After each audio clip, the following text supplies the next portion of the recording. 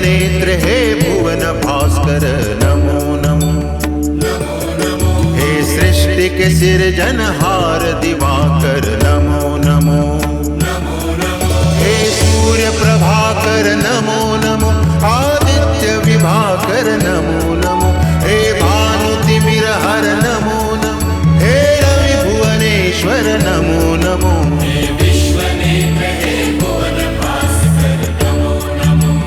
नमो नमो। हे सृष्टि के सिरजनहार दिवाकर नमो नमो। ओम सूर्याय नमो नमः। ओम सूर्याय नमो नमः। ओम सूर्याय नमो नमः।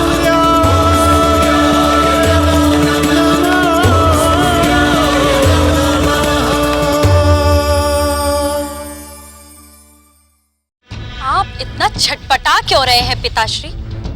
मैं आपकी आज्ञाकारिणी पुत्री हूँ, आपका अत्यंत सम्मान करती हूँ। ये किसी साधारण पशु का मांस नहीं, ये बाघ का मांस है। इसे खाकर आप भी बाघ की तरह शक्तिशाली हो जाएंगे।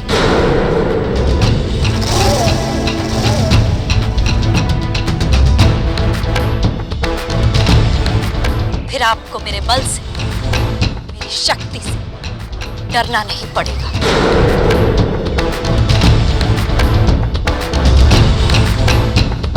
देवी अदिति!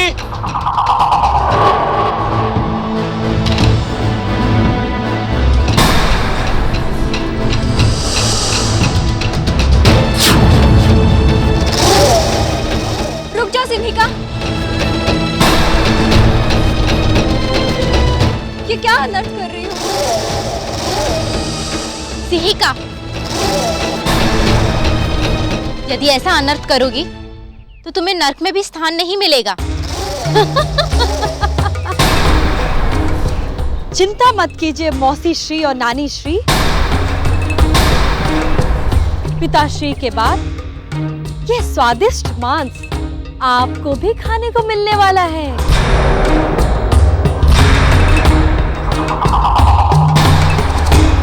सिंहिका, यदि तुम ये समझते हो कि हम सब चुपचाप रहकर तुम्हारा ये घोर अनर्थ होते हुए देखेंगे, तुम्हारा हर अत्याचार सहेंगे, तो ये तुम्हारी बहुत बड़ी भूल है। तो क्या करेंगी आप मौसी श्री? मेरे साथ युद्ध करेंगी?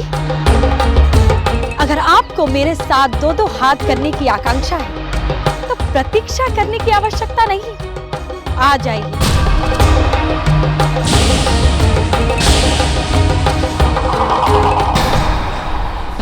उसकी आवश्यकता ही नहीं पड़ेगी। हमारा पुत्र तुम्हारे लिए पर्याप्त है। पुत्रेंद्र, प्रकट हो। हमें तुम्हारी आवश्यकता है पुत्र, प्रकट हो।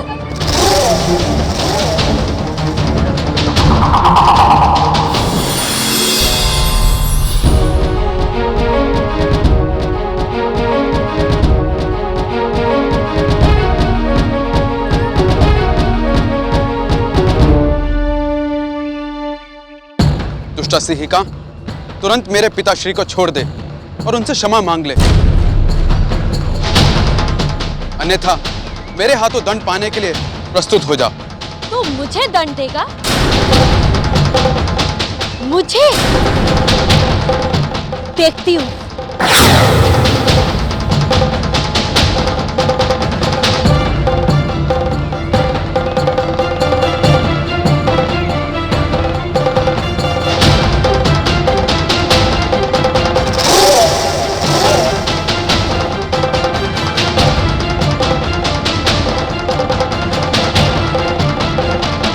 तूने मुझे चेतावनी दी, इस भूल का प्रायश्चित अब तुझे अपने प्राण देकर करना होगा, मूर्ख इंद्र।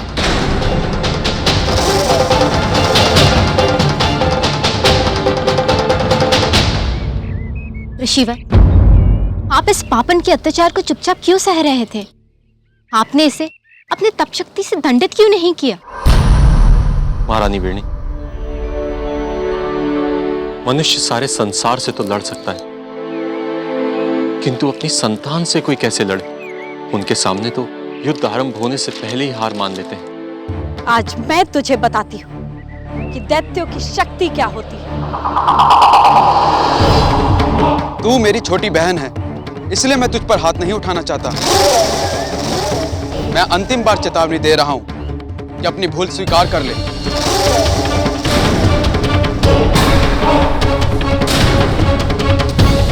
मुझसे सामना करने का साहस नहीं हो रहा है तो भांति भांति की बातें करके मेरा मन बहलाना चाहता है। मुझे भी तुझ जैसे कायरों से लड़ने का कोई चाव नहीं, इसलिए जा, मैंने तुझे क्षमा किया।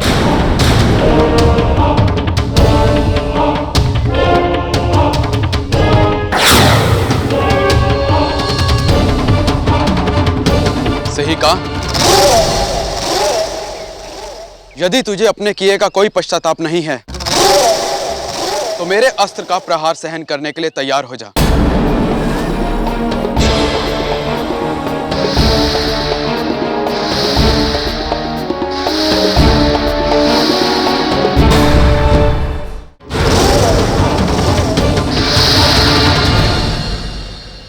पुत्रेंद्र, हमारा धर्म नारी पर बलयोग की अनुमति नहीं देता।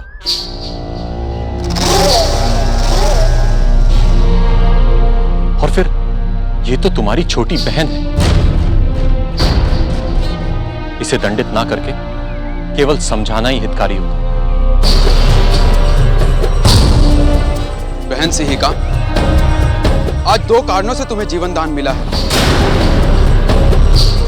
एक, हमारे पूज्य पिताश्री,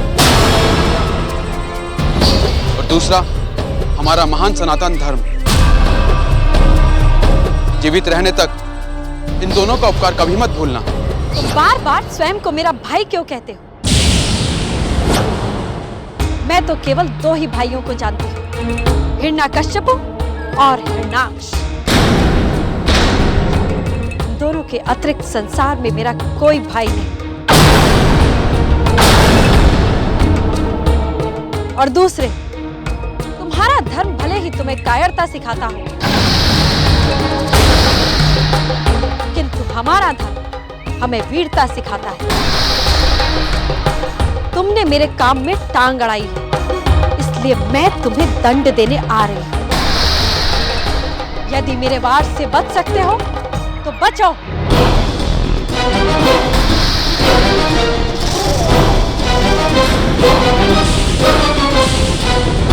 रुक जाओ सिंह का। जो कुछ भी कर रही हो वो उचित नहीं है। क्रोध त्याग दो और अपने पिता से क्षमा मांगो।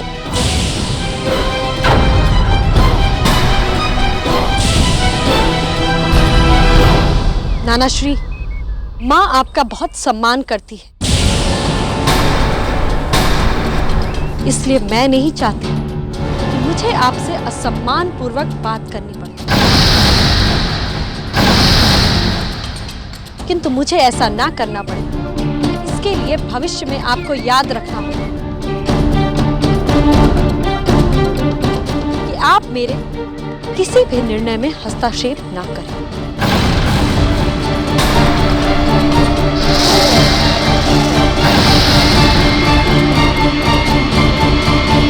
हमारे पूर्वजों ने सही कहा है, जब बबूल बोओगे तो आम कैसे मिलेगा। अपने सदादिति को अपनी दूसरी पुत्रियों से श्रेष्ठ समझा है और उसे दूसरों का अपमान करना सिखाया है।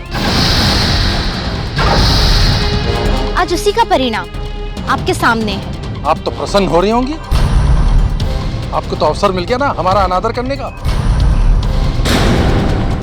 आप हमारी पत्नी है या हमारी शत्रु?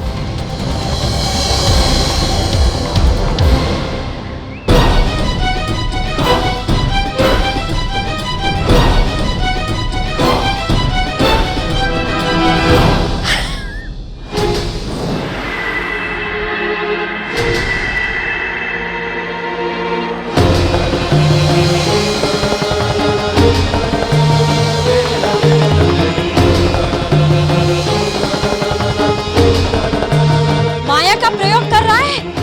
धिक्कार है तुझे। पहचान होती है कायर पुरुषों की। अपने बल पर कुछ जीत नहीं सकते तो माया का प्रयोग करते हैं कायर पुरुष।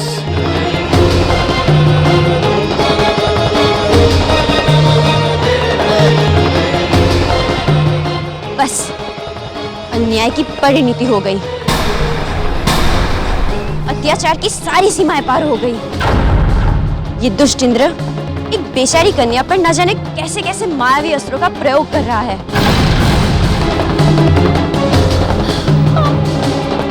बस अब मैं अपने पुत्र को पुकारती हूँ, वे आकर इस दुष्ट का वध कर देंगे। पुत्र ही रुक जाओ पुत्री दीदी, अपने पुत्रों को पुकारने से पहले सोच लो कि तुम क्या कर रही हो। क्यों, क्या हुआ? क्या मैं कोई भूल कर रही हूँ? हाँ, तुम्हारे दोनों पुत्र इस समय तपस्या में लीन होंगे। इस समय उन्हें पुकारने का अर्थ है उनकी तपस्या में बाधा डालना, उनके भविष्य से खिलवाड़ करना। तो क्या मैं इस प्रकार अपनी पुत्री पर अत्याचार होता देखती रहूं? अच्छा, जब तुम्हारी पुत्री अपने पिता पर अत्याचार कर रही थी तब तुम क्या कर रही थी? इस प्रकरण का आरंभ तुम्हारी पुत्री के हाथों ही हुआ है। वत्स इंद्र ने तो फिर भी इसे क्षमा कर दिया था, किंतु इसी ने बात को समाप्त करने से इनकार कर दिया। अब जब इसे दंड मिल रहा है उसमें कोई बड़ी बात नहीं है, ये इसके अपने अपराध का दंड है। इसकी मूर्खता के कारण इसके भाइयों के भविष्य से खेलना कोई समझदारी का काम नहीं। ठीक है, मैं उनको नहीं पुकारती, किंतु ये तभी हो सकता है जब ये इंद्र अभी और इसी समय इस आश्रम को छोड़कर चला जाए। तुम कौन होती हो ये निर्णय लेने वाली कि कौन इस आश्रम में रुकेगा और कौन जाएगा?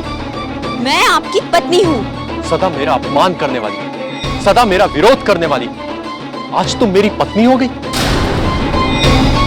किंतु इंद्र मेरा पुत्र है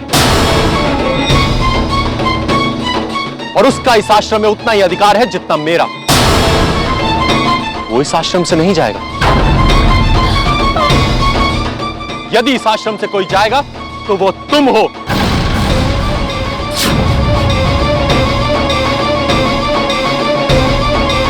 अब तुम इस आश्रम में एक पल भी नहीं रुकोगी।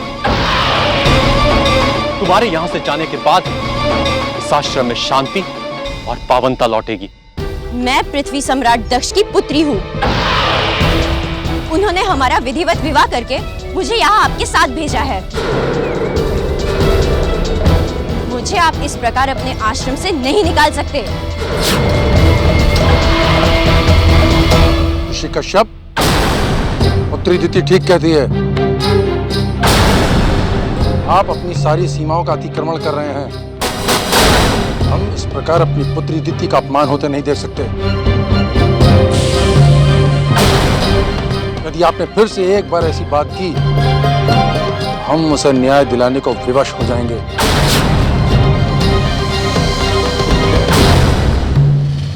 बड़ी माँ, एक स्त्री के लिए उसके पति से बढ़कर कुछ नहीं होता,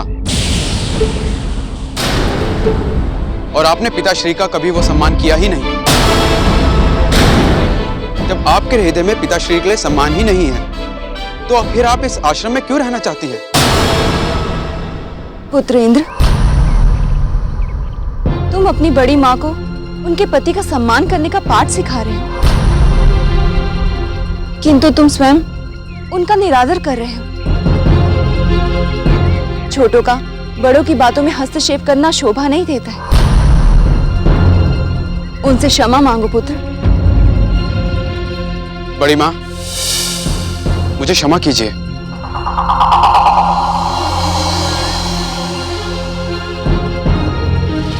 मैं आपकी पत्नी हूँ और उस नाते इस आश्रम में रहना मेरा अधिकार है। यदि तुम अपने अधिकारों की बात करती हो तो आज इसी समय मैं तुमसे अपने सारे अधिकार समाप्त करके तुम्हें त्यागने की घोषणा करता हूं।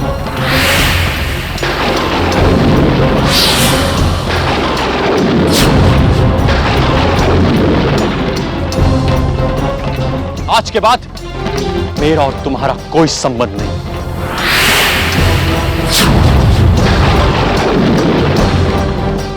और ना ही मेरे जीवन और मेरी संपत्ति पर तुम्हारा कोई अधिकार होगा। मैं आपकी पत्नी हूँ और रहूंगी, और मैं इस आश्रम को छोड़कर कहीं नहीं जाने वाली।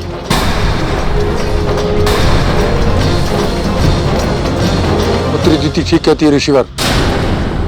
आपको कोई अधिकार नहीं अपनी पत्नी का इस प्रकार त्याग करने का।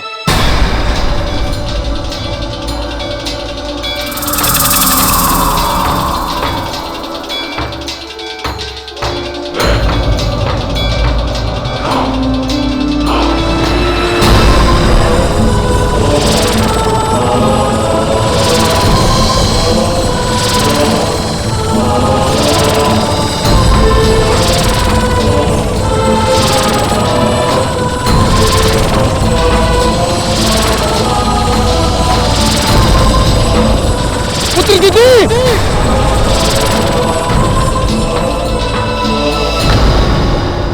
ढोंगी कश्यप हमारी उपस्थिति में उन्होंने हमारी पुत्री का अपमान किया।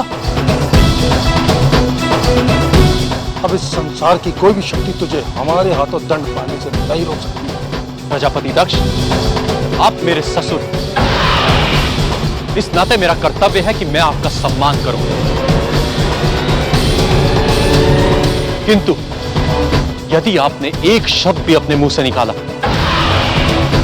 या एक पग भी आगे बढ़ाया तो मैं ये भूल जाने में विवश हो जाऊंगा कि आपसे मेरा कोई संबंध है।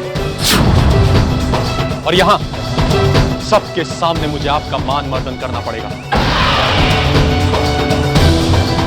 इसलिए आपका हित इसी में है कि आप इसी समय आश्रम छोड़कर बाहर चले जाएं और अपनी पुत्रियों को संभालें।